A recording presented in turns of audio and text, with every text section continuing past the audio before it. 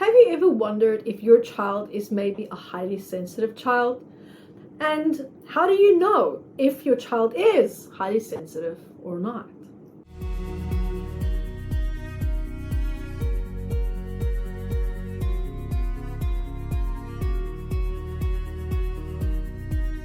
Hi, and welcome here to today's topic, how to know if you have a highly sensitive child. This is a topic that is becoming on the increase, and we're starting to see more and more highly sensitive children coming into this world. Now, everyone, just very quickly, my name is Evette Rose. I'm going to be your facilitator and your host for this video today. And I'm also best well known for having written this big book called Metaphysical Anatomy, which is a big book of 679 medical elements and psychosomatic stress of that for adults. And yes, I have the children's version as well. So if you have kids, you might love this because your ancestor is talking. Are you listening? So let's dive into today's topic. So highly sensitive children or highly sensitive child is often referred to as HSC. Now, these children are extraordinary individuals whose emotional and sensory perceptions are exceptionally heightened, much more heightened compared to other kids. Now, these remarkable little young souls also possesses a very unique gift of sensitivity, which also allows them to experience the world with the unparalleled depth and also intensity. Every sight and sound and emotion is magnified and also resonating within their hearts in ways that can be both almost exhilarating and also extremely overwhelming.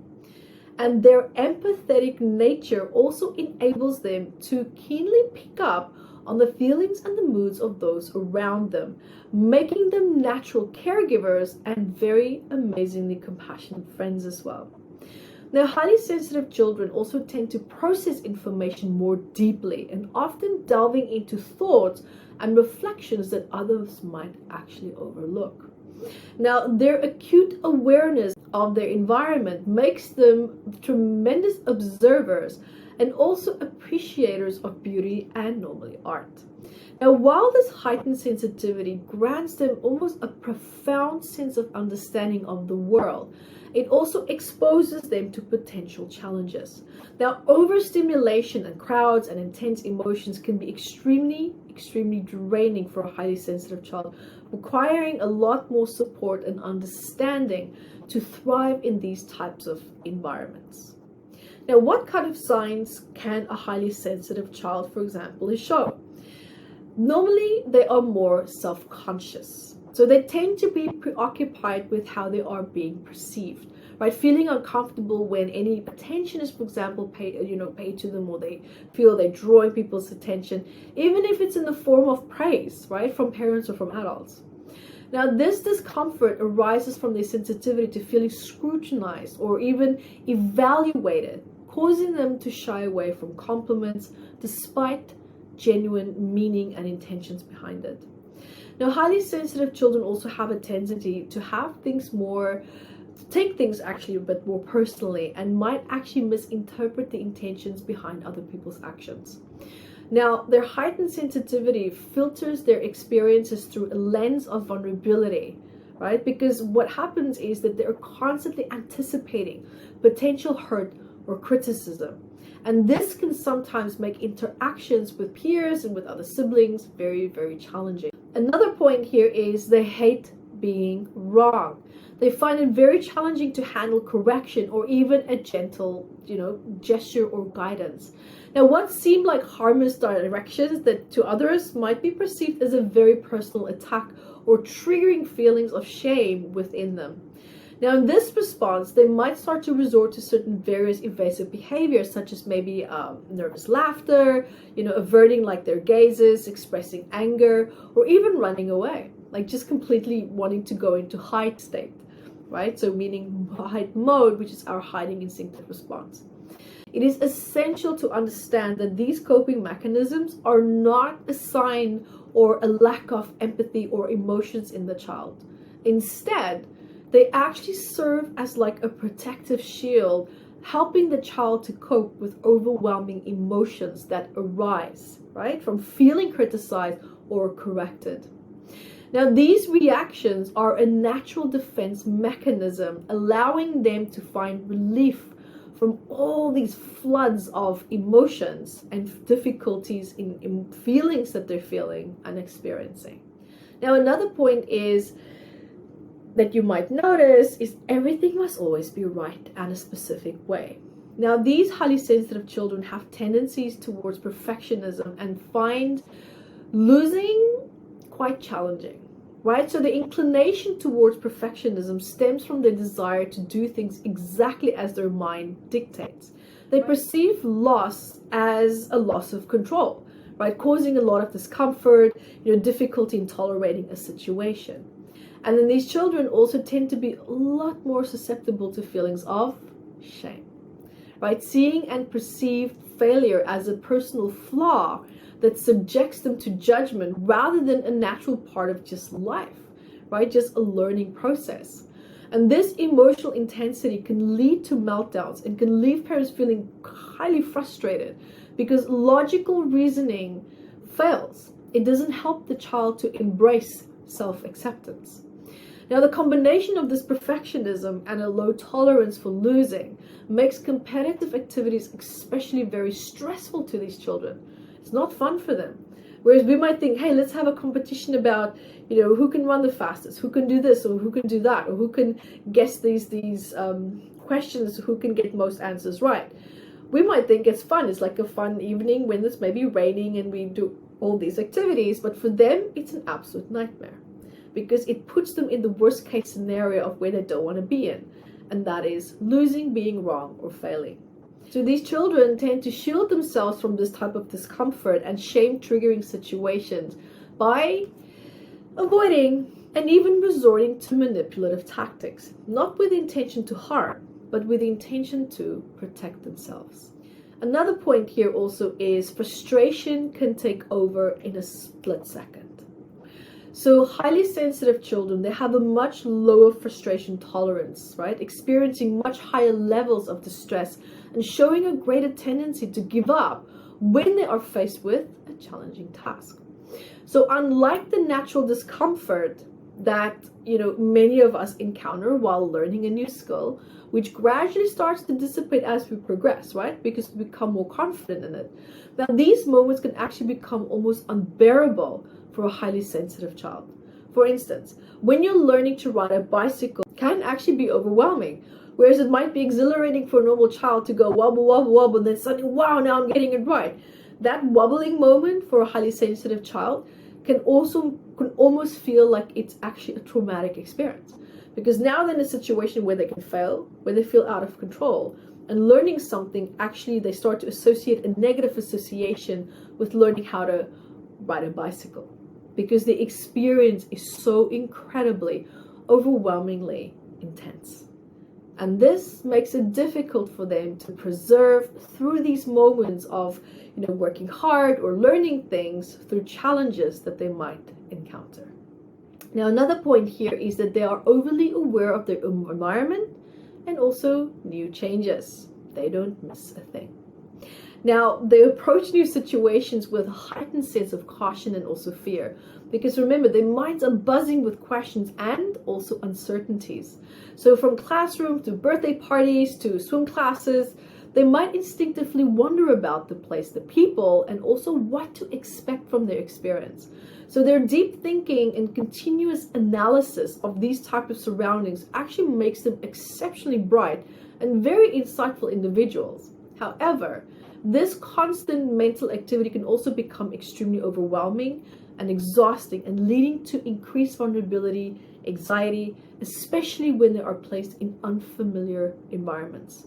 And so now to cope with this overwhelming sensation, they tend to instinctively cling to their comfort zone and they start to resist anything that's new, that challenges their sense of familiarity. Now, this inclination often leads to difficulties in separating from their parents, making the process of starting childcare or preschool a very, very challenging time and very time consuming. Even activities that they genuinely enjoy, like maybe swimming, it can become sources of resistance because they find solace, they find comfort in what is familiar and known. So some tips here for highly sensitive children. It's important to have gradual introductions to new activities. Show them maybe a video clip of a child doing that activity so that they can relate and see, well, other kids do it as well. This is what the environment looked like. This is what the other child did. And this is what I can potentially expect, right? Because they feel very hesitant and normally apprehensive when they're faced with unfamiliar activities, environments, or people and experiences. Now, if it's also possible, consider actually even visiting the area that you're going to go to before actually doing the activity, right? Whether it's a classroom, whether it's meeting a teacher, whether it's getting acquainted with the coach before they officially start, a new activity with this person. This type of preparation not only helps the child to familiarize them with what's to come, but it helps them to start to know also to what to expect. Now, another point also with a highly sensitive child is that they need to be in control no matter what, right? So they have an intense need for control, and they often display a lot of rigidity, a lot of inflexibility in their behavior. And this deep emotional and sensory processing leads them to live in a constant state of high alert, and also anticipating and also protecting themselves from overwhelming and very uncomfortable emotions. It could be from events or sensations that could arise from these events. So to create a sense of order and manageability in a world that often feels very overwhelming, they tend to develop fixed ideas and expectations about how things should be, right? So this inflexibility can manifest in various aspects of our daily life, from maybe dictating seating arrangements to regulating the volume of music, insisting on specific type of colors for cereal bowls, or setting strict clothing preferences, or even demanding a precise arrangement of food on their dinner plate.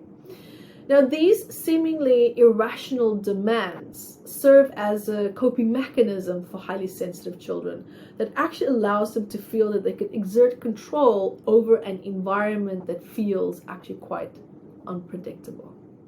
Another point with highly sensitive children is that they are always on the go and physically and mentally go and active, right? So highly sensitive children are natural processors, right? Their minds are always active, and they're attuned, right? They're very attuned to the world around them. And there seems to be no off button, right? No switch for their brains as they keenly start to focus and analyze every detail and every aspect that is around them.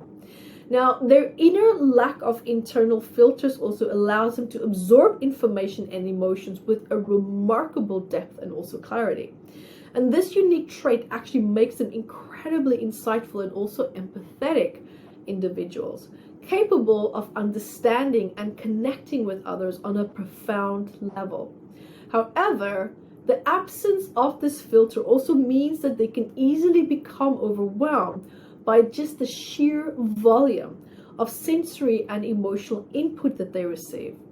And then their heightened receptivity can then sometimes lead them to taking on more than what they can handle, resulting in feelings of exhaustion and emotional fatigue, leading to tantrums and meltdowns. Another point is that highly sensitive children, they have more meltdowns and tantrums. So meltdowns are more common in highly sensitive children because of their heightened sensitivity, right? So their quick triggers to stress lead them to become overwhelmed by intense emotions and also outsized reactions to sensory input. Now, as a result, they experience meltdowns a lot more frequently with a much greater intensity than other children. Now, another point here is they have a tendency to overreact to sensory stimulation. Now, highly sensitive children often also have, almost like amplified reactions to sensory stimulation. And emotionally sensitive which they are by nature, they're also more likely to be highly attuned to sensory input, whether it's sights, sounds, tastes, smells, or textures. They experience these sensations with heightened sensitivity, which can sometimes lead to very, very strong reactions as well.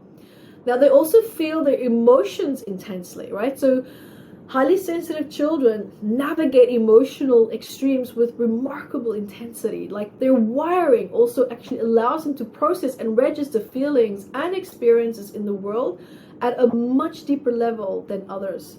Now, as a result, parents often observe that their highly sensitive children display a lot of emotions in a more pronounced manner, right? Swinging from ecstatic highs to really, really enraged lows, with seemingly like there's no middle ground, there's no gray area. So some parents have even described their children's intense moments of anger as like a sledgehammer scream, right? Emphasizing this just the sheer intensity of their mood. And they're not just highly reactive, but also incredibly empathetic. And often these traits can be taken advantage of, and children that are highly sensitive need to learn to understand from an early age what boundaries are, and especially what their boundaries are, and also how to exert and to express that. Another point here is that highly sensitive children, they require a unique discipline approach, because conventional methods like isolating them for timeouts or using, stern raised voices, not gonna work. And this is normally because of their superpower perception and their deep processing, right? Because these kids respond better to a gentle approach, a calm voice. It's almost like a voice that is as though you would be reading a story to a child. And one thing that I've also learned with highly sensitive children, if you whisper and you talk to them and say, hey, listen, let me explain something to you, you immediately have their attention. Why? Because whispering triggers curiosity. And any child is by nature curious. They're biologically inclined to be curious because that's how they learn, right? So whispering makes a huge difference. Please try it. So parents, there you have it. And I hope that this helps. And if you have any further questions or things that you would like me to address or talk about, let me know, and I will always help where I can. And parents, mothers and fathers, you got this. Until next time. So guys, there you have it.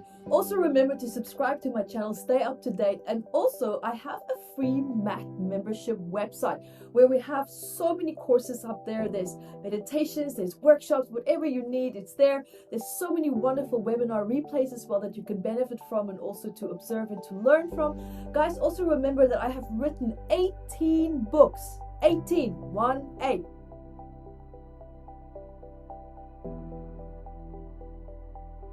And one of many among them are Metaphysical Anatomy and Psychosomatics for Children. So this one is the Psychosomatics for adults. This one is the Psychosomatics for kids. So these books are super popular. People love it. If you want to learn more about how your body works, understanding messages behind it, maybe you have that gnawing pain or maybe an ailment that's surfacing and you want to understand what is it that your body is trying to tell you. Guys, these books are going to be absolutely invaluable to you. You can find it at evettebooks.com, where you will also find all my other 18 books. And guys, also remember to keep asking all these great questions. I love to answer your questions at Ask Evette, where we discuss, life conundrums and, life challenges, and just answer questions perhaps where you feel, quite stuck in your life. I would love to share my perspective with this and to help you to resolve perhaps certain pain points that you might be having in your life as well. So guys, remember to stay in touch. There's so many great things that's happening. And also something really awesome is that this book is already also in video format. So imagine 679 medical elements in video format, and also with meditations and healing courses, workshops, masterclasses, everything behind that in our platinum membership site. So guys, remember to check that out. There is so many great things happening there. So see you there.